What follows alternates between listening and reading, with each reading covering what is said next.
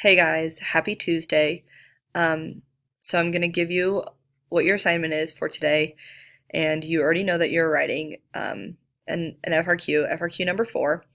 So you started doing that yesterday, but you're doing it again today, but you're doing a different FRQ, and the format's going to be a little bit different. Um, it looks exactly the same except not paper copy. It's obviously all on Classroom here. So your prompt is this right here, okay? And it's going to talk about the cost of the 2020 election, all right? Now, please use your orange sheets as a rubric and be filling that out in your mind as you're writing this. Before you start writing, you must get this filled out. And if you see, you can type on these things. Okay, so this will need turned in. This is due on Friday. Okay, so your thesis goes in this first one, right? You got that. Then claim, defend it. Okay, give it a reason why you're defending it. All right, evidence 1.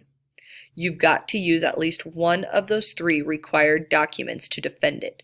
One of them is the Declaration of Independence, the other one is the Constitution, and then I believe, yes, the other one is Citizens United. You are not familiar with that court case. You're welcome to use it if you want to. You can look it up. You must use one of those 3. Then you need to have a rationale as to why. Okay. Evidence number 2. You can use anything. Okay? You can use another required document.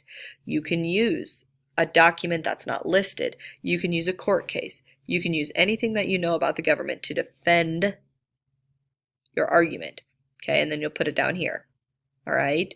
So you must pick one of those 3. You can use 2 of them if you want. Okay? And then you need to give the alternative perspective. Okay, rebuttal it. Okay, this one should be a little bit longer than maybe some of your other ones. This is how your points work. All right, so once you get this filled out, then get out a notebook, sheet of paper, and you're going to write your FRQ like you would on a sheet of paper, and you need to have that ready for Friday, ready in class on Friday. Okay, you guys can work together. You can help each other out, ask each other questions. I don't care. Okay, so get that done.